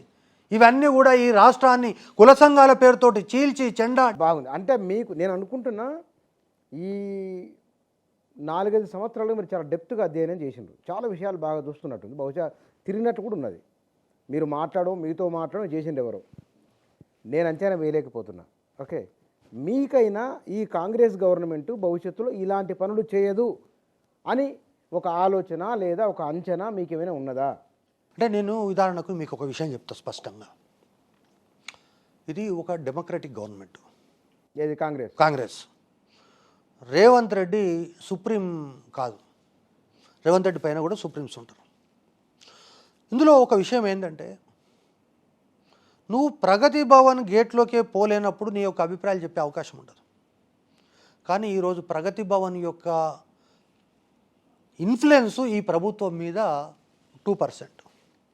ఒక బట్టి విక్రమార్క, ఒక పంచాయతీరాజ్ శాఖ మంత్రి సీతక్క తప్ప నువ్వు కోమటిరెడ్డి దగ్గరికి పోవచ్చు, ఉత్తమ్ కుమార్ రెడ్డి దగ్గరికి పోవచ్చు, దామోదర రాజనరసింహ దగ్గరికి పోవచ్చు, లేదా పొన్నం ప్రభాకర్ దగ్గరికి పోయి నీ విషయాలు చెప్పొచ్చు. ఒకవేళ ఇక్కడ చెప్పకపోతే నువ్వు ఢిల్లీకి పోయి చెప్పొచ్చు. ఇవే కాకుండా ఒకటే ఒక విషయం చెప్తున్నా, ఈరోజు నవీన్ మిట్టల్ అనేటటువంటి ఒక అధికారి ఉన్నాడు. అరే అందరినీ మార్చిండ్రు, ఈయన ఎందుకు మారుస్తలేరు అనేటటువంటి చర్చ ఈరోజు ఐఏఎస్ సర్కిల్లో దాదాపు ఒక 10 మంది ఐఏఎస్లు నన్ను అడిగారు. అరే ఈయన ఎందుకు ఏమైనా మేనేజ్ చేస్తున్నాడా? ఎందుకు అంటే నేను ఇంకా తీవ్రమైన ఆరోపణ చేస్తున్నా. నవీన్ మిట్టల్ అనేటటువంటి అధికారి అనేక రకాలైనటువంటి అక్రమాలు చేసిండని, 5 రోజులు ట్రాన్స్ఫర్ అయిన తర్వాత 5 రోజులకు కూడా సంతకాలు పెట్టిండని, ప్రైమ్ మినిస్టర్ ఆఫీసులో చాలా నిష్ణాతుడైనటువంటి లేదా ఆనిముత్యమైనటువంటి ఒక అధికారిగా ఉన్నటువంటి నటరాజన్ గుల్జర్ అనేటటువంటి ఒక యంగ్ ఐఏఎస్ అధికారి చేతుల్లో చివాట్లు తిని పరువు ఓటుకున్నటువంటి ఐఏఎస్ అధికారి నవీన్ మిట్టల్. లకడీకాపూల్లో ఆయన ట్రాన్స్ఫర్ అయిన తర్వాత 5వ రోజు 6వ రోజులో ఫైలు దొంగతనం మీద సంతకం పెడుతుంటే పట్టుబడ్డటువంటి వ్యక్తి. చీఫ్ సెక్రటరీ కేసు ఉంది ఆయన మీద, హైకోర్టులో అనేకమైనటువంటి కేసులు ఉన్నాయి. ఇదే టీఆర్ఎస్ ప్రభుత్వం 7 సంవత్సరాలను అరణ్యవాసంలో పెట్టింది. ఇవన్నీ పెట్టిన తర్వాత ఆల్ ఆఫ్ సడన్ ఆయనకి ఇన్ని పోస్టులు ఎట్లా వచ్చినాయి? ఆమ్ ఆద్మీ పార్టీకి సంబంధించినటువంటి ఒక ఎంపీ చేత ఈ రాష్ట్రంలో ఉండేటటువంటి, ఇప్పుడే చెప్పినా కదా మేడం, ఆ వాచ్ మేడంను పట్టుకొని, వాచ్ మేడం అంటే అదే ఇప్పుడు 20 లక్షల వాచ్ చర్చ డైరెక్ట్ చెప్పరా మీరు? కల్వకుంట్ల కవిత గారండి. కల్వకుంట్ల కవిత గారి ఇంటికి నవీన్ మిట్టల్ 3 సార్లు పోయిండా పోలేదా? ఈరోజు కూడా సీసీటీవీ ఫుటేజ్ బయట పెట్టమనండి. నువ్వు మంత్రి కాదు, నువ్వు ఈ రాష్ట్రానికి సంబంధించినటువంటి విషయాలు కాదు, ఆయనకు నీకు ఎలాంటి అధికారిక వ్యవహారాలు లేవు. నువ్వు ఎందుకు ఆయనను 3 సార్లు పర్మిట్ చేసినావు? ఎందుకు ఆయన ఒకేసారి ఏదో మూలకున్నటువంటి ఒక అధికారి రెవెన్యూ కార్యదర్శి ఎట్లా కాగలిగిండు? రెవెన్యూ సీసీఎల్ఏ కార్యదర్శి ఎట్లా కాగలిగిండు? రిజిస్ట్రేషన్కి ఆయన ఎట్లా ఉండగలిగిండు? పంచాయతీరాజ్ ఎందుకు ఆయన నిలబెట్టగలిగిండు? అంటే నేను ఈరోజు చెప్తా ఉన్నా మీకు చాలా స్పష్టంగా. కేసీఆర్ ఒక మాట అన్నాడు, నాతోటి అనలే, ఈ దేశంలోనే సర్వోన్నతంగా పేరు పిలువబడ్డటువంటి ఒక నేషనల్ ఛానల్ రిపోర్టర్ తోటి అన్నాడు, ఒకవేళ ఇండియాకు కనుక నన్ను కన్వీనర్ చేస్తే ఈ భారతదేశంలో ఉండేటటువంటి ఎన్నికలకన్నిటికీ ఖర్చు పెట్టుకునేటటువంటి బాధ్యత నాది అని కేసీఆర్ ఆయనకు చెప్పినట్టుగా ఆయన ఉటంకిస్తూ చెప్పిండు. కానీ ఈ రాష్ట్రంలో ఉన్నటువంటి 5 మంది 6 మంది ఐఏఎస్ అధికారులు ఈ రాష్ట్రంలో ఉన్నటువంటి ఎన్నికలకైనటువంటి ఖర్చును మొత్తం భరించిర్రు అనేటటువంటిది నా యొక్క ఆరోపణ. దానికి గోయల్ అనేటటువంటి వ్యక్తి ఒక పావు మాత్రమే, కానీ సమకూర్చినటువంటిది ఇప్పుడు నేను చెప్పినటువంటి పేర్లు ఉన్నటువంటి వ్యక్తులు. కానీ మళ్ళీ ఆ ప్రశ్నకు సమాధానం రాలేదు. రేవంత్ రెడ్డి కాంగ్రెస్ ప్రభుత్వం ఎట్లా ప్రజాస్వామ్య ప్రభుత్వం 10 మంది దగ్గరికి వెళ్ళొచ్చు అన్నారు. అంటే ఎన్నికలను మేనేజ్ చేసింది ఐఏఎస్లే, అధికార యంత్రాంగం ఉన్నది. ఈ అధికార యంత్రాంగం పైన కూడా ఈ ప్రభుత్వం చర్యలు తీసుకుంటుంది. ఇంటికి పంపుడు కాదు, పని చేయాలి కదా, జైలుకు పంపాలి. పంపుతారా? నేనేమంటున్నట్టే ఒకటే ఒక విషయము, అంటే ఆరోపణ కాదు. నేనేమంటున్నా, ప్రతి విషయానికి ఒక తీర్పు అనేది ఎప్పుడో ఒకసారి వస్తుంది. అది ముందు కావచ్చు, వెనుక కావచ్చు. ఈరోజు ఈ రాష్ట్రంలో స్వర్ణయుగం అని చెప్పేసి రాజశేఖర రెడ్డి పరిపాలన గురించి ఉటంకిస్తూ చెప్తారు. కానీ ఆ రాజశేఖర రెడ్డి ప్రభుత్వంలోనే అనేక అక్రమాలు జరిగినాయని శ్రీలక్ష్మి అనేటటువంటి ఒక ఐఏఎస్ అధికారి జైల్లో ఉండి నరకం అనుభవించింది. సరే, ఆమె పాత్ర ఎంత అనేది ఇప్పుడు అప్రస్తుతం. కాబట్టి రాజశేఖర రెడ్డి ప్రభుత్వంలో జరిగినటువంటిది గోరంతా, ఈ ప్రభుత్వంలో జరిగింది కొండంతా. కాబట్టి ఒక 10 మంది ఐఏఎస్ అధికారులు, అదేవిధంగా ఒక సుమారు 200 మంది ఈ తాబేదారులు, కిందలో ఉన్నటువంటి పిఎస్లు, అడిషనల్ పిఎస్లు, తర్వాత వీళ్ళ యొక్క చుట్టాలికము, బందరికము, ఇవన్నీ చాలామంది ఉన్నారు. ఇసుక ఒకరికి, కంకర ఒకరికి, తర్వాత రియల్ ఎస్టేట్ ఒకరికి, స్కూల్లో ఒకరికి, కాలేజీలో ఒకరికి, ఈ విధంగా ఇచ్చినటువంటి బాగా చెప్తున్నారని. ఒక సామాజిక వర్గం బలోపేతం కావడానికి ఒక స్టేట్మెంట్ ఇచ్చారు. నేను అప్పుడు ప్రశ్న వేసినాను నేను మీకు, అంటే మీ సామాజిక వర్గం కూడా మరి బలపడాలని మీరు అంటున్నారని నేను అన్నాను. దాన్ని మీరు సమాధానం చెప్పలే అప్పుడు నాకు. ఇప్పుడు నేను ఒక విషయం ఏం చెప్తున్నా అంటే, ఏ ప్రభుత్వం ఉన్నా మా సామాజిక వర్గానికి సంబంధించినటువంటి వాళ్ళు ఆ ప్రభుత్వంలో భాగస్వాములు ఉంటారు. మా భాగస్వామ్యం లేకుండా ప్రభుత్వం అనేది ఏర్పడదు. కానీ ఒక చారిత్రకమైనటువంటి నేపథ్యం కనుక చూసుకుంటే, ఈ సామాజిక వర్గం దోపిడీకి గురైందని చెప్పి ఉంటే, ఈరోజు నక్సలైట్ ఉద్యమం వచ్చింది తెలంగాణలో. నక్సలైట్లు ఉద్యమం వచ్చిన తర్వాత ఊళ్ళల్లో నుంచి దొరలు పారిపోయారు. కానీ మేమెన్నడూ కూడా ఏ ఊరు నుంచి పారిపోయి వచ్చి కూకట్పల్లిలో మా స్థిర నివాసం ఏర్పాటు చేసుకోవాలి. పారిపోయింది ఎవరు? ఈ దొరలు. నేను మళ్ళొకసారి చెప్తున్నా, నక్సలైట్ ఉద్యమంలో పారిపోయి హైదరాబాద్ రియల్ ఎస్టేట్లో వ్యాపారం చేసి కూకట్పల్లి కేంద్రంగా శరణుజొచ్చింది మీరు. ఈరోజు కూడా తెలంగాణ ప్రజలందరూ కూడా ఆ రోజు కంటే ఎక్కువ దోపిడీ చేసుకున్నారు. ఈరోజు మీరు ధరణి పెట్టినా, లేదా ఎవరైతే అసైన్డ్ భూములకు సంబంధించినటువంటి మీ వ్యవహారం తీసుకున్నా, ఎవరైతే దున్నుకొని బతుకుతున్నారో వాళ్ళ యొక్క కాలం తీసేసినా, ఇవన్నీ కూడా ఇగో ఆ నక్సలైట్ల కాలం కంటే ముందు మీ యొక్క జామీన్లు, జగీర్దార్లు, తర్వాత మీ యొక్క గడీలు ఏ విధంగా అయితే నిర్మించుకున్నారో ఆ గడీల పాలన తిరిగి రావడానికి ఖచ్చితంగా మనకు ఎవరికి తెలుస్తలేదు. కానీ 100% ఆ పాలన తిరిగి తేవడానికే ఈ ప్రభుత్వం ప్రయత్నం చేసింది. 9.5 సంవత్సరాలను నేను మళ్ళొకసారి చెప్తున్నా, పరిపాలన జరగలేదు, దోపిడీ జరిగింది. నిజాం కంటే ఎక్కువ దోపిడీ జరిగింది. ఓకే, దీనిపైన ఎంక్వైరీ చేస్తామని రేవంత్ రెడ్డి కూడా జ్యుడిషియల్ ఎంక్వైరీ అంటున్నారు. చాలా వాటి మీద శ్వేతపత్రాలను చేసిండ్రు. కాంగ్రెస్లో ఎప్పుడు జాయిన్ అవుతున్నారు? నేను కాంగ్రెస్ అని కానీ, బీజేపీ అని కానీ, టీఆర్ఎస్ అనేటటువంటిది కాదు. ఇన్ని స్టేట్మెంట్ ఇచ్చినాక మీరు పొలిటికల్ సపోర్ట్ లేకుంటే కష్టమవుతుంది మీకు. నేనేమంటున్నా అంటే, పొలిటికల్ సపోర్ట్ అనేటటువంటిది ఒక మనిషి తెగించిన తర్వాత ఏదైనా జరగవచ్చు. నేనేమంటున్నా అంటే, ఈ రాష్ట్రంలో ఉన్నటువంటి ప్రజలు నన్ను కాపాడుకున్నారని నేను భావిస్తా. అంటే ఎందుకు ఈ ప్రశ్న చెప్తున్నా అంటే, ఉదాహరణకు వాకింగ్ చేసేటప్పుడు చాలామంది కలుస్తారు. వీని ఇంటి మీద ఏసీబీ రైడ్ అయిందట అంటే, అమ్మో వీడు ఏసీబీ కేసులో ఉండని దూరం పోతారు. కానీ వేలాది మంది నన్ను పరామర్శించి, అరే మీకు అన్యాయం జరిగిందని మాట్లాడారు. వాళ్ళే నన్ను కాపాడుకున్నారు. వాళ్ళు ఇచ్చినటువంటి ధైర్యం కొద్దే ఈరోజు మాట్లాడుతున్నారు. ఈరోజు తెలంగాణ రాష్ట్రంలో ఈ దొరల పరిపాలన వల్ల నష్టపోయినటువంటి వాళ్ళు, దొరల పరిపాలన చేత అసహించుకున్నటువంటి వాళ్ళు, కోదండరాం ఇంటి బద్దలు కొట్టినటువంటి పరిస్థితుల్లో నెట్టేసినటువంటి వాళ్ళు. నేను ఈరోజు మళ్ళీ ఇంకొక విషయం కూడా చెప్తున్నా. అర్ధరాత్రి కోదండరాంను కట్టుబట్టలతోటి ఎమ్మెల్యే క్వార్టర్స్ నుంచి బయటికి వెళ్ళగడితే, లేదు సార్ మీరు తెలంగాణ ఉద్యమంలో ముందు వరుసలో నిలబడ్డటువంటి మీకు అటువంటి జరగలేదని చెప్పేసి తీసుకొచ్చి నా ఆఫీస్ పక్కన పెట్టుకొని, నేను ఆ రోజు ఆయనను నా యొక్క గుండెలో పెట్టుకొని కాపాడుకున్నటువంటి విషయాన్ని సందర్భంగా చెప్తున్నా. అది కూడా కారణమై ఉండొచ్చు. సరే, ఎప్పుడు జాయిన్ అవుతారు కాంగ్రెస్ పార్టీలో? నేనేమంటున్నా, కాంగ్రెస్ పార్టీలో ఉంటున్నా, తెలంగాణలో ఇంకోటి ఉంటున్నా వేరు విషయం. కానీ నేను ఒక విషయం చెప్తున్నా. నేను ఒక ప్రభుత్వ ఉద్యోగిని, ఉద్యోగ సంఘ నాయకుడిని. అదేవిధంగా ఒక మేధావుల యొక్క మౌనం దేశానికి మంచిది కాదు అనేటటువంటిది నమ్మినవాడిని. అన్నిట్లో ఏదో ఒక ఉద్యోగం చేసినా కాబట్టి 10 ఏళ్ళు పట్టింది మీరు మౌనం వేయడానికి, మరి ఈ లెక్కన లేదు, నేను ఎప్పుడు మౌనంగా లేను. నేను ఎప్పుడు మౌనంగా 317కు వ్యతిరేకంగా ఈ రాష్ట్రంలో 317 జీవోను ఈ దొరకు వ్యతిరేకంగా, దొర అహంకారానికి వ్యతిరేకంగా, ఆ దొర నియమించినటువంటి కాశీం రజ్వీ అయినటువంటి సోమేష్ కుమార్ యొక్క అహంకారానికి వ్యతిరేకంగా 317 జీవోను కాల్చిన మొట్టమొదటి ఉద్యోగ నాయకుడిని నేనే. సార్ మీకు ఒకటి ఘటన గుర్తుందో లేదో, మరి 85, 86 అనుకుంటా, ఎన్టీ రామారావు ముఖ్యమంత్రి అయినప్పుడు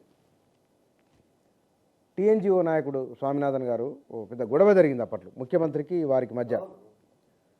అప్పుడు కూడా ఎన్టీ రామారావు నియంత అన్నారు, తర్వాత చెరమోల్చి చెప్పులు గుట్టించుకుంటా అనే స్థాయిలో కూడా మాట్లాడారు.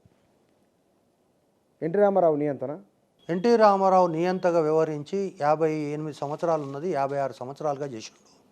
ఉద్యోగులను పందికొక్కులు అన్నాడు. కానీ అదే ముఖ్యమంత్రి తన మాటలను వెనుకకు తీసుకోవాల్సి వచ్చింది. రాచి రంపాన పెట్టినటువంటి చంద్రబాబు నాయుడు బహిరంగంగా క్షమాపణ చెప్పాలి. జయలలిత ఈ రాష్ట్రంలో 2000 మంది ఉద్యోగులను ఒకటే కలంపోటుతో 2 లక్షల మంది ఉద్యోగులను తొలగించి మీకు నేను మనస్ఫూర్తిగా క్షమాపణ చెప్తున్నా, మీకు సంబంధించిన అన్ని సమస్యలు పరిష్కరిస్తా అని చేతులు జోడించింది. సుప్రీంకోర్టు చెప్పింది. కాబట్టి నేను ఏం చెప్తున్నానంటే, ఇది ఒక ఉద్యోగుల ఆవేదన కాదు, ఉపాధ్యాయుల ఆవేదన కాదు, యావత్ సంబంధ వర్గాలు ఏవైతే తెలంగాణలో ఉన్నాయో వాళ్ళందరి యొక్క ఉసురు తాకే ఈ కుటుంబము ఈరోజు ఈ పరిస్థితికి వచ్చింది. కనీసము తెలంగాణ ప్రజల యొక్క కళ్ళల్లో చూసి, ఇగో మీకు మేము కొన్ని పనులు చేయలేకపోయినాము, ఓటమి పాలైనామని చెప్పుకునేటటువంటి తెలంగాణ ప్రజల యొక్క కళ్ళల్లో కళ్ళు పెట్టి చూడలేనటువంటి దుస్థితి ఈ కుటుంబానిది. నేను ఇంకొక విషయాన్ని ఇంకొక అడుగు ముందుకేసి చెప్తున్నా. ఈ కుటుంబం అనేక మంది చరిత్రలో అనేక మంది తమ యొక్క రాజకీయ జీవితంలో ప్రజా జీవితం నుంచి వైదొలుకున్నటువంటి పరిస్థితి ఉంది. కాబట్టి తెలంగాణ మీరు తెచ్చిండ్రో వచ్చిందో ఇచ్చిండ్రో ఆ చర్చ అవసరం లేదు. కానీ 9.5 సంవత్సరాలుగా తెలంగాణ ప్రజలను మీరు పీడించినటువంటి విధానం, మీ పరిపాలనా విధానం, ఇవన్నీ చూసిన తర్వాత మీ యొక్క ప్రమేయము తెలంగాణ రాజకీయాల్లో ఉండొద్దు అని నేను ప్రధానంగా కోరుకుంటున్నా. తెలంగాణ రాజకీయాల నుంచి మీరు స్వచ్ఛందంగా వైదొలగాలని నేను కోరుకుంటున్నా. తెలంగాణ రాజకీయాల కోసం మీరు ఏదైతే తెలంగాణ ఉద్యమ సమయంలో పార్టీని స్థాపించిండ్రో ఆ పార్టీని రద్దు చేయాలని కోరుకుంటున్నా. ఎంత ఘోరమైనటువంటి రద్దు చేయాలని కోరుకుంటున్నా. ఒకవేళ అదే కనుక జరగకపోతే ఏదైతే రేవంత్ రెడ్డి 100 మీటర్ల లోతు పాతి పెట్టాలని చెప్పిండో, నేను చెప్తున్నా 100 మీటర్ల లోతున పాతి పెట్టినప్పటికీ కూడా ఆ రోజు నక్సలైట్లు 100 మీటర్ల లోతు పాతి పెట్టినా మరో రూపంలో వీళ్ళు పైకొచ్చి ఈరోజు 9.5 సంవత్సరాలు తెలంగాణ రాష్ట్రాన్ని ఈ సామాజిక వర్గం ఏ విధంగా అయితే దోచుకున్నదో, కాబట్టి 1000 కిలోమీటర్ల లోపల పాతి పెట్టాలని నేను కోరుకుంటున్నా. ఇంకా కూడా ఒక్కటే ఫైనల్ సెంటెన్స్ చెప్తా మీకు. ఐఏఎస్లు అంటే గౌరవం ఉంది, ఐఏఎస్లు అంటే ఆల్ ఇండియా సర్వీస్. ఈ రాష్ట్రానికి ఒక చీఫ్ సెక్రటరీ ఉంది, ఆమె పేరు మీకు తెలుసు. చీఫ్ సెక్రటరీ మీద ఒక్క ఆరోపణ లేదు, ఎక్కడ అహం ప్రదర్శించినటువంటిది లేదు, ఎక్కడ అహంకారం ప్రదర్శించినటువంటిది లేదు. కానీ అటువంటి చీఫ్ సెక్రటరీని కూడా నీ చీప్ పాలిటిక్స్ కోసం, నీ యొక్క బుద్ధి తక్కువ పాలిటిక్స్ కోసం, నీ యొక్క దొర అహంకారం కోసం ఆంధ్రాలో హెలికాప్టర్లు పెట్టి ఆంధ్ర నుంచి కాపులను పిలిచి ఆ కాపుల ముందు ఈమెకు పదవి ఇచ్చి తెల్లారి సినిమా యాక్టర్ చిరంజీవి చేత ఆమెకు గ్రీటింగ్స్ తెప్పించి ఈ రాష్ట్రానికి నేను ఒక కాపు చీఫ్ సెక్రటరీని పెట్టినా అని చెప్పి ఆ చీఫ్ సెక్రటరీ ద్వారా నువ్వు ఆంధ్రప్రదేశ్లో బలపడడానికి ప్రయత్నం చేసినావంటే నీ అంత దగుల్బాజీ ముఖ్యమంత్రి లేదా ఇంత నీచానికి దిగజారిన ముఖ్యమంత్రి బహుశా ఇంతలో ప్రజాస్వామ్యంలో ఇంతవరకు ఎక్కడ ఏ రాష్ట్రంలో కూడా ఉండడు. భవిష్యత్తులో కూడా ఇటువంటి వాళ్ళు రాకూడదని నేను కోరుకుంటున్నాను. మీరు ఇట్లాంటి సంఘాల నాయకులంతా పాఠాలు చెప్పారు పిల్లలకు అంటారు, మరి మీరు రెగ్యులర్గా ఉంటారా? ఒకవేళ నేను ఒక విషయం మీకు స్పష్టంగా చెప్తున్నాను. చాలామంది అడుగుతారు, నేను ఒక అధ్యాపకుడుగా నేను ఒక పాఠం చెప్పి నెక్స్ట్ ఆఫ్టర్నూన్లో నేను ఒక అధికారి దగ్గర పోతే నా యొక్క తలకాయ ఇట్లుంటుంది, అరే నేను పాఠం చెప్పించినారా భయ్, ఇట్లా కూర్చోవచ్చు. నేను బడి ఎగ్గొట్టిననుకో నేను ఇట్లా కూర్చోవాలి. అది నా యొక్క వృత్తి, ఇది నా ప్రవృత్తి. ఒకటి. రెండవది, వ్యవస్థలో ఉండేటటువంటి ఏ వ్యవస్థ అయితే మనకు అన్నం పెడుతుందో ఆ వ్యవస్థ కోసమే మనం పనిచేయాల్సినటువంటి పూర్తి బాధ్యత నాకున్నది. అదే సందర్భంలో అనేక విషయాలు చెప్పిన. కాబట్టి నేను ఈరోజు కోరుకుంటున్నటువంటిది ఏంటంటే ఈ 9.5 సంవత్సరాలు అనేటటువంటిది ఈ తెలంగాణ రాష్ట్రానికి, నేను మీకు చెప్పిన బందిపోట్ల ఉదాహరణ అంటే అంతకంటే మించి ఉదాహరణ ఏముండదు. మీరు ఒకటి చాలా ఉదాహరణలు ఉదాహరణ ఇచ్చారు. కాబట్టి నేను ఇప్పటికీ కూడా చెప్తున్నా, తెలంగాణ రాష్ట్ర సమితిలో మంచికో చెడుకో లేదా ఆ రోజు తెలంగాణ ఉద్యమంలో కలిసి పనిచేసినాం అనేటటువంటి ప్రేమతోటో ఇంకో దాంతోటో కానీ ఈ తెలంగాణ రాష్ట్రానికి ఆ కుటుంబం చేసినటువంటి ద్రోహం మామూలుది కాదు. ఇది మనము చరిత్ర మర్చిపోయినా, చరిత్రలో ఇది లిఖించకపోయినా కానీ ఈ ప్రజలు గుర్తుపెట్టుకుంటారు. కాబట్టి ఆ యొక్క పార్టీ కానీ ఆ కుటుంబాన్ని కానీ తెలంగాణ రాజకీయాల నుంచి శాశ్వతంగా తప్పించకపోతే, తెలంగాణ ప్రజలు మళ్ళొక్కసారి మోసపోతే ఖచ్చితంగా గోసపడతారనేటటువంటి విషయాన్ని నేను చాలా స్పష్టంగా చెప్పదలుచుకున్నాను. సరే, వారి అభిప్రాయాలు అవి. ఈ 9.5 ఏళ్ల కాలంలో బీఆర్ఎస్ పరిపాలన, వ్యక్తిగతంగా వారి జీవితంలో జరిగిన ఘటనలు, వారి అనుభవాలు, ఇవన్నింటిపైన నేను ఇంటర్వ్యూ ప్రారంభంలోనే చెప్పిన, వారి వీడియోలు కొన్ని చూసిన కారణంగా, వారి అభిప్రాయాలలో తీవ్రత ఉన్న కారణంగా వారితో మాట్లాడదాం అనుకున్నాను. ఇది ముఖాముఖి ఆన్ కెమెరా మాట్లాడాలని అనుకున్నాను. కాబట్టి వారు నిర్దిష్టంగానే వారి అభిప్రాయాలు ఏమిటో, వారి ఆలోచన ఏమిటో చెప్పింది. Thank you very much.